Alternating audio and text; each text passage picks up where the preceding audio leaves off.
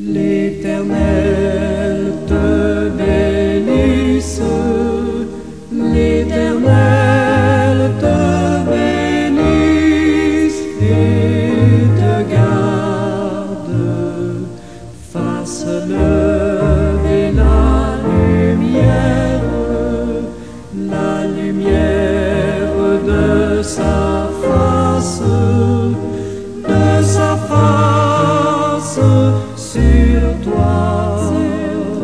sur toi, use de grâce envers toi et te donne la paix, et te donne la paix. Oui, Seigneur éternel, tout ce que ton peuple peut dire, tout ce que je peux dire, après avoir reçu tes bénédictions sans nombre, c'est de crier Amen. Merci Seigneur, merci pour tes grâces, merci pour tes bénédictions, merci pour tes touchés, parce que tu nous touches d'une façon ou d'une autre. Béni soit l'Éternel, gloire à Jésus, gloire au Saint-Esprit. Alléluia. Amen.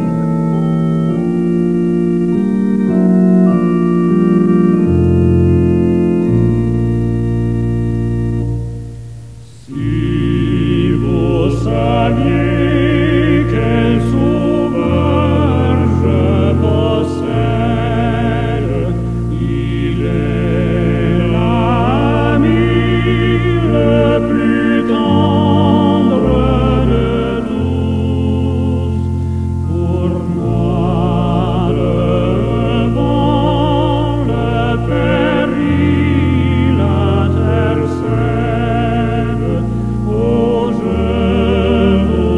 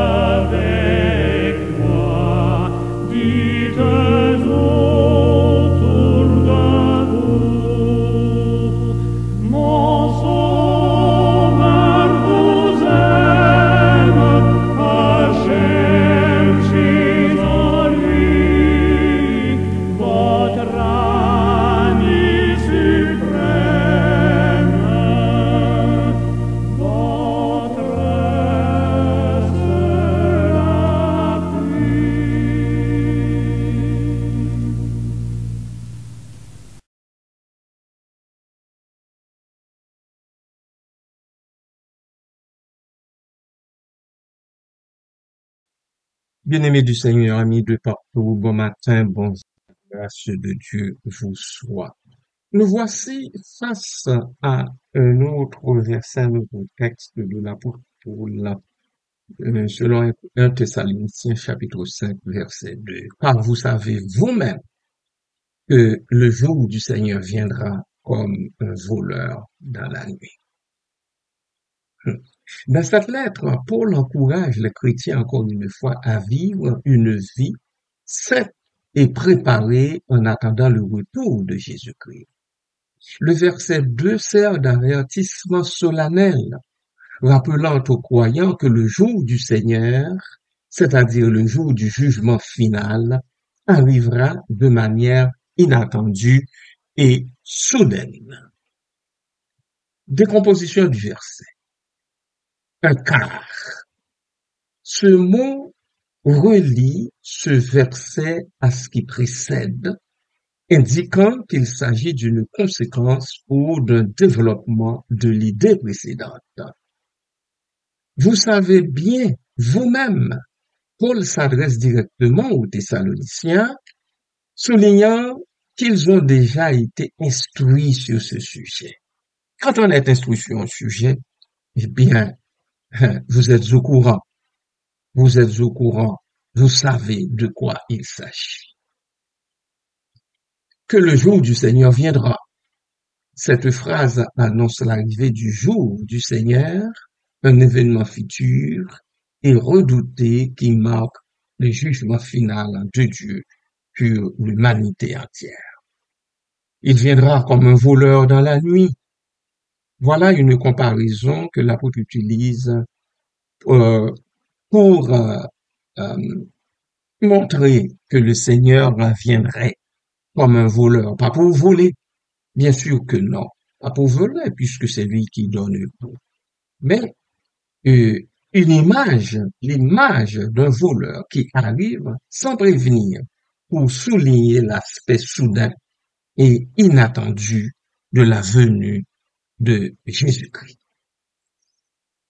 Quant à la signification du verset, il y a plusieurs implications importantes.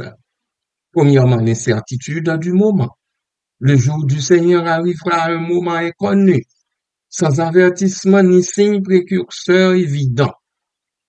Deuxièmement, il y a l'urgence de la préparation. Les chrétiens doivent être prêts à tout moment pour affronter le jugement de Dieu.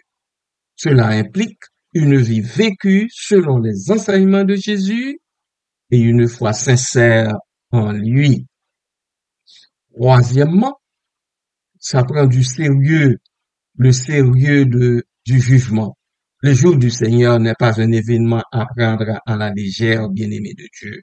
Il s'agit d'un moment de jugement solennel où chaque personne sera confrontée à ses actes et recevra son destin éternel. Et en dernier lieu, un appel à la vigilance. Ce verset appelle les chrétiens à être vigilants et à vivre une vie active dans la foi, en attendant patiemment le retour du Seigneur. Voilà en gros pour les significations de ce verset qui concerne nous les chrétiens et chrétiennes, nous les croyants. Soyez réellement à l'affût. Amen. Alléluia. Jésus, je voudrais mieux connaître, mieux saisir ta grâce efficace, l'amour qui mes péchés efface, qui sur la croix mourut pour moi. De connaître Jésus, de connaître Jésus.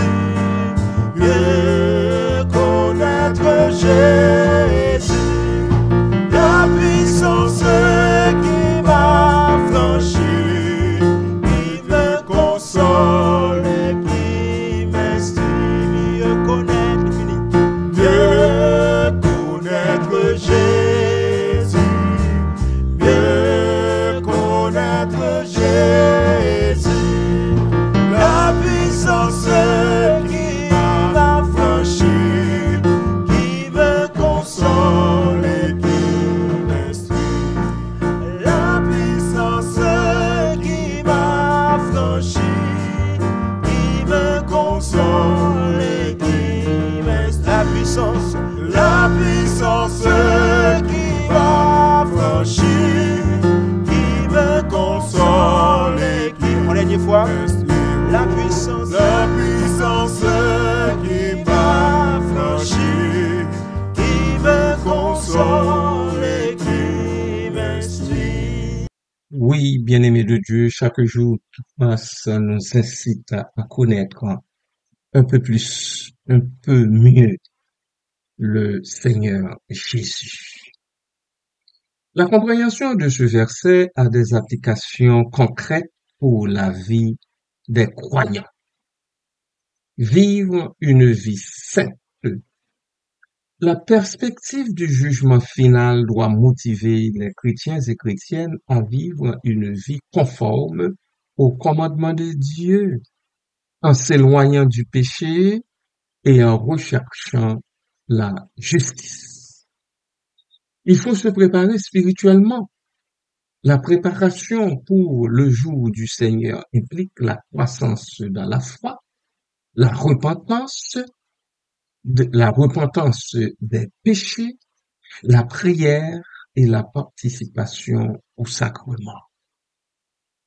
Quand on parle de sacrement, je vous rappelle qu'il s'agit des deux sacrements, des deux symboles que le Seigneur, à son départ, nous a laissés. Le baptême et la Sainte Seine. Il faut partager aussi l'évangile. Et il faut en parler aux autres, parler de Jésus-Christ aux autres. Les chrétiens sont appelés à partager le message de l'évangile avec les autres, les invitant à la repentance et à la foi en Jésus-Christ pour échapper au jugement final de Dieu. Le verset 1 Thessaloniciens 5:2 est un rappel puissant de l'incertitude de la vie et de l'importance de se préparer pour le jugement final. Il appelle les chrétiens à vivre une vie de foi active, une vie d'espérance et d'amour, en attendant patiemment le retour de leur Sauveur et Seigneur, Jésus-Christ. Amen.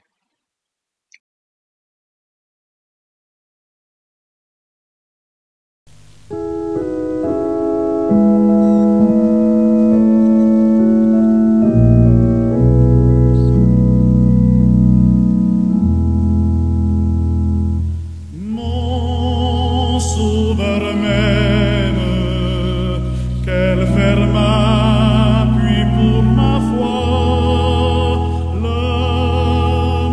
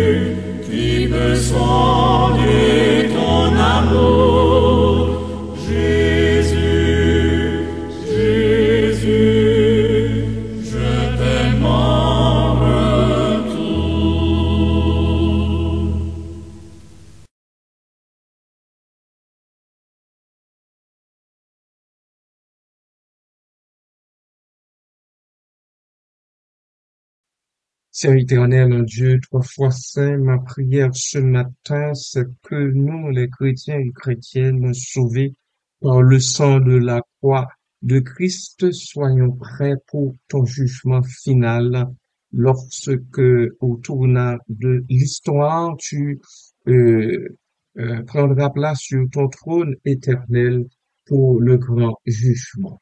Aide-nous, ô Dieu, à mener une vie sainte selon ton standard, selon tes saints commandements, selon les saintes écritures que tu mets dans nos mains pour que, ô Dieu, nous ne marchions pas, nous ne nous comportions pas n'importe comment dans ton monde, dans ta création et devant ta face bénie.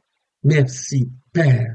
Prépare-nous spirituellement, que le Saint-Esprit, l'Esprit de vérité, nous assiste, guide nos pas, que nos pieds ne tombent pas dans les pièges du malin. Fais-nous cette grâce, ô Dieu, en Jésus-Christ, que nous nous repentions de nos péchés, de nos iniquités, et, ô Dieu, que nous cherchions, que nous luttons de toutes nos forces à rester à l'intérieur de ton alliance tout en observant les symboles que le Seigneur Jésus nous a laissés avant son départ. Merci pour ça, Papa. Merci, Père, que aussi nous soyons animés de cet esprit de partage pour aller dire aux autres, à ceux, celles qui ne te rencontrent pas encore en Christ, que tu es le Dieu éternel, le Dieu créateur, qui nous a créés tous et toutes, qui a mis au point le monde dans lequel nous vivons et que nous tenons tous ensemble d'obéir à toi, à tes lois établies pour notre bien-être, tout simplement. Merci, Père. Merci, Papa. Béni soit ton Saint-Nom au siècle des siècles. Amen.